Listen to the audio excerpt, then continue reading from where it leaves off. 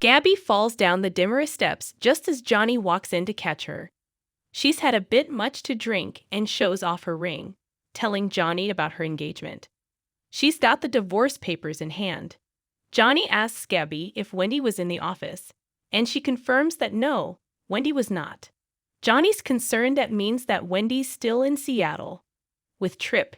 He figured she'd back by now. Gabby urges him to call her and not give up, then heads back upstairs for more celebrating. Back at their apartment, Wendy bursts in, furiously telling Lai the story of how her trip home got derailed with flight problems. He's all morose as he tells her he signed the divorce papers, then flips the subject to ask if Wendy was going to let Johnny know she's back. She's not sure. She believes Johnny's tale of drugged biscuits, but she might be interested in someone else. She tells Lead about Tripp, but her brother notes she doesn't exactly sound over the moon about her Seattle beau. She's not sure if she wants him or Johnny, and that bothers her. But she has to choose. Why? Asks Lai. She should take her time to figure it out. They'll both wait, because you're worth waiting for. She heads over to the Demira mansion and shows up at the door just as Johnny calls to hear her phone ringing outside. He opens the door to her, tells her he missed her and he's glad she came. She's less enthusiastic, but while she likes him and being with him, she also likes Tripp. She apologizes for being abrupt, but tells him she wasn't shutting him out, she just wants to see where it goes with both of them. Gabby knocks on Lee's door with the divorce papers, telling him about her engagement to Stefan. He'd fallen asleep by the time she got upstairs with the second bottle of champagne, so she figured she'd visit Lei instead. They're both free, she says. It's time to just move on and forget the past. He apologizes for hurting her, but losing her was the worst thing to happen to him. It felt like something that could last, Gabby says and kisses him farewell on the cheek, hoping he'll meet the right woman. Rafe's on the phone at the hospital demanding Colin is found now. Kayla walks over as he hangs up and asks what happened to Abe. She checks in on the surgery, and Rafe gets a call about the Salem Inn. Up on the roof, Talia struggles with Colin as Jada shouts at her to get away. Instead, the two go over edge and plummet to the ground right by Eric and Sloane. She sees her brother and rushes over to him bleeding on the ground. Colin doesn't waste any time pushing the blame away, groaning, "She did this," just as Jada gets down and pushes a fallen canopy off Talia.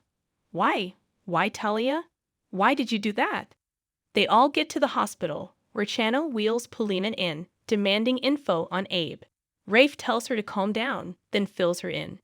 When she loses it again, Rafe assures her Abe is in good hands. But Polina's calm lasts about a half a second until Sloane and Eric wander in and Rafe yells at Sloane to get the hell out of there. Eric chastises Rafe, then apologizes to Polina. "You're sorry. After what that bitch and her brother did to my Abraham." Polina eventually calms down and starts to pray, and Eric wheels her into the chapel. Channel's dumbfounded by the fact that Eric got her to stop freaking out. She and Rafe then sit down to give her statement. "So Talia saved her life," Rafe notes. "Like hell she did. Talia did all this, set this up, was the reason they were on the roof." Channel goes off on Talia and demands that Rafe not let her get away with any of it. Sloane wanders into Colin's room and the doctor says it's a miracle he's alive, probably thanks to the awning he hit. Colin wakes up and asks what happened. Sloane wants to know that too.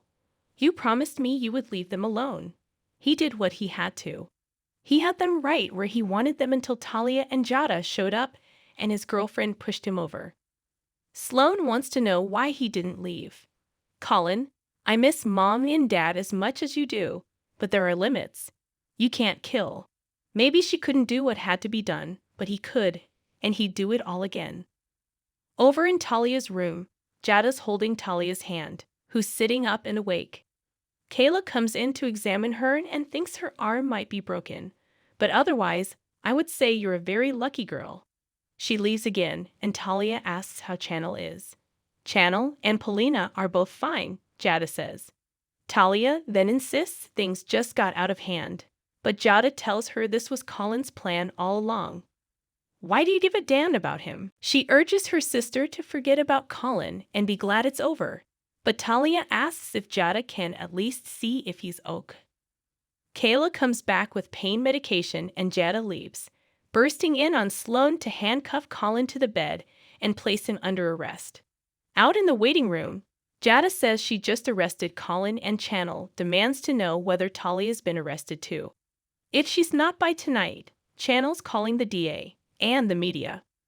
Rafe tells Jada to go home and get some rest, but she tells him she's still on duty and has an arrest to make.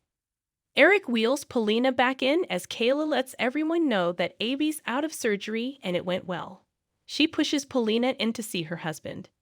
Eric tells Rafe again that Sloane didn't know what happened, and Rafe's snide remark gets more chastising from Eric for being a jerk. In his room, Colin wants to know if Sloane's for me or against me.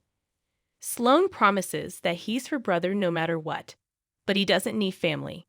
He needs a lawyer to get him out of this. She's aghast. He went after the mayor and his wife, but she'll help him. And as we close out, Jada slinks into Talia's room, tells her Colin won't die, then breaks the news that he's been arrested. And now I have to do the same with you.